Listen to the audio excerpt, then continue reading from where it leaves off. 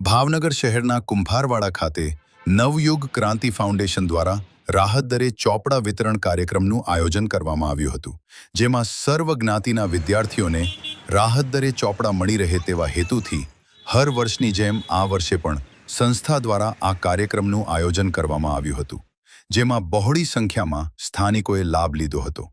આ કાર્યક્રમમાં સંસ્થાના ટ્રસ્ટી રોહિતભાઈ કણબી અને સંસ્થાના સહમંત્રી ઋષિભાઈ સરવૈયા અને ટ્રસ્ટી સંજયભાઈ રાઠોડ તેમજ યુવા કાર્યકર વિશાલભાઈ મકવાણા તથા મિલનભાઈ મકવાણા અને રાહુલભાઈ કટુડિયા તેમજ કમલેશભાઈ રાઠોડ સહિતના કાર્યકરોએ જહેમત ઉઠાવી હતી।